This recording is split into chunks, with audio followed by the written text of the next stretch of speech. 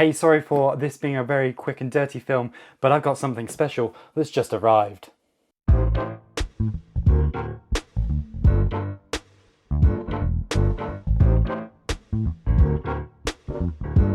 Hello, my name is Jonathan Povery and welcome to my YouTube channel. And please like and subscribe right now because I'm going to forget to do that because in my hands I've got a Blackmagic Pocket Cinema Camera 6K Pro.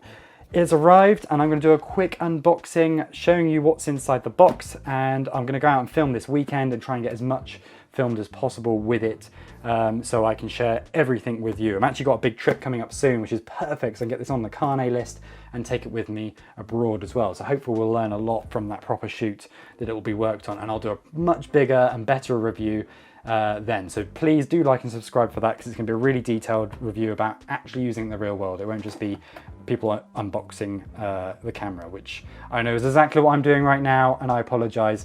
But what else can I do? I'm too excited and I want to capture this moment of opening up the box. So here we go.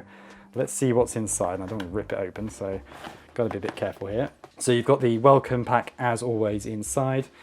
It's good to see. Oh, we've got, first interesting thing, we've got a strap that comes with the camera. I've not seen the Pocket 4K, I don't know if the 6K came with it, but the 4K definitely didn't come with a strap. So it's sort of your standard photography strap, which looks really quite nice actually. Blackmagic on there, as you can see. So, hey, maybe you're a fan of that. That's pretty cool.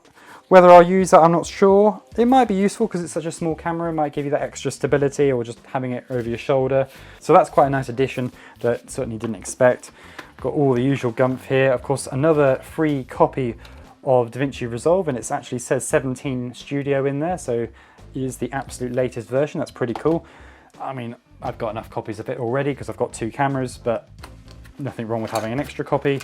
And of course the universal power connector with all the different plugs for different parts of the world, which is actually really quite useful that they include all of them, especially because we travel a lot, and I can then just take the exact plug for the wall I'm going to.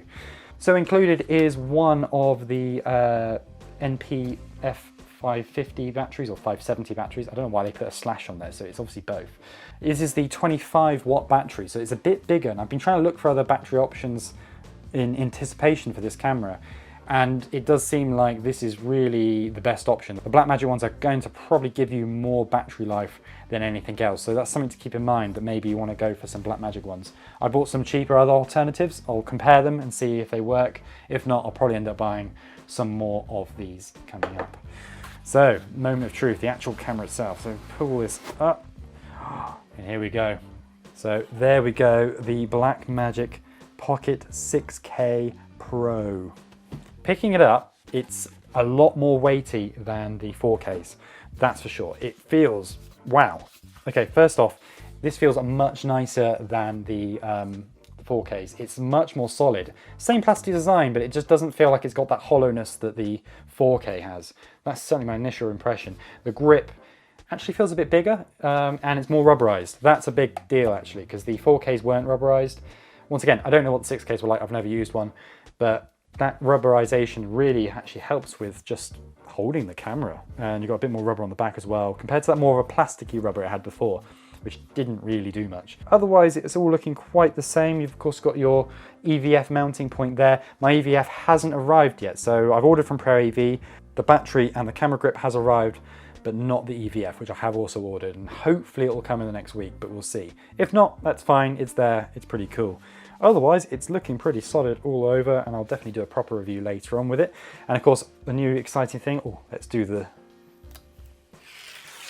oh, very nice, and that's the best the screen will ever look, because now it will get fingerprints all over it. So let's just see this. Oh, this is nice. So you've got your, obviously the tilting action there. That is really great.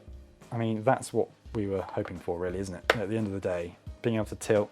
So you've got to tilt it out forwards first, and then you can sort of do your angles you want. So you can't just sort of tilt straight out. Oh, you can actually. Oh, you can. It's a bit fiddly to do that, but yeah. So you can sort of tilt it down like that. You could tilt it completely flat, which for those that maybe are looking to do a more permanent V-lock option, maybe with bars and things, you could actually have the camera perhaps permanently in sort of that position. I know it's not ideal, and effectively you just change the fixed position, but you could have your battery underneath, and that could be a way around. Just ideas, you have to use them. And then obviously you can have the higher angle as well, which is pretty cool. So yeah, initial impression, feel is amazing. It's so much more solid than before. Of course there's that EF mount. Shame it's not RF, but what can you do? The nice bright screen, let's see, exposure up to 100. It's not noticeably brighter. My initial impression here, I wouldn't say, wow, oh my God, it's bright. It must be brighter than the old screen, but I wouldn't say I've just spotted that and gone, that's so much better. Interesting to see actually out in sunlight, and I'll test that later on today whether it actually is better or not. But initial impression, maybe the screen isn't as bright as we had hoped.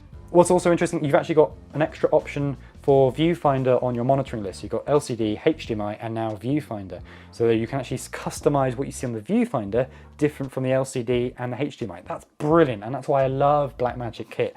Things like that, little menu options, and effectively, if it can be done through software, Blackmagic probably will do it. You know, if there's the possibility that they can give it to you as an option, they will give it to you. And I think that's really cool. And I really like that Blackmagic do that. Obviously nothing is set up yet for buttons and things, so I'm gonna have to play around and learn all of that, which I will do in a bit. But it's not all over there. We've also got the battery grip here as well, and I'll do a quick unboxing of that. Not so fancy and exciting, really. It's a battery grip at the end of the day. We'll see how well this works. I mean, I'm in two minds whether it will be long-term the right solution. The pins could be interesting though. Maybe a third party could come out with a slightly different alternative or use different batteries. I'd love to see something with maybe similar design, but actually let you have an open back, so you could maybe slot in a battery sideways, more like the C70. So then you could put bigger batteries in there. Maybe use something like the BP batteries from Sony, where they work on the FS7 and things, because they can have ones with D-tap and things like that. And so it'd be a really nice combined setup if you're using it with an external monitor or anything. So here is the actual battery grip. It's very, it feels solid. I mean, it's really well made. And this is the thing, I think production quality has definitely improved. The products feel a lot better than before. You got your tray, it comes out nice and easily, which is great to see.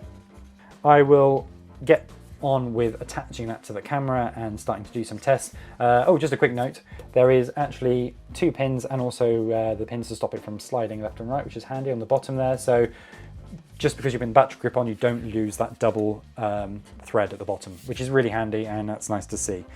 So there we go. That's my very quick initial reaction to the unboxing of my new Pocket 6K Pro. I can't wait to get out and film with it, so I'm going to upload this as quickly as possible. So I do apologise if there's mistakes and errors in this film, because to be honest, I didn't want to be sitting here too long editing it. I want to get out there into the sun right now and start shooting. So thank you very much. Please like and subscribe if you want to follow me using this camera. Like I say, I'm going to do a quick maybe film with it over the weekend, and then I'll do a big proper review when I get back from my trip, where I would have used it with lifestyle. I've done it for interiors. I would have used it so much that you're going to learn a lot about how good this camera can actually be on a full proper production. So please like and subscribe. And make sure you tune in for that episode. Thank you very much for watching, and I'll see you next time. Goodbye.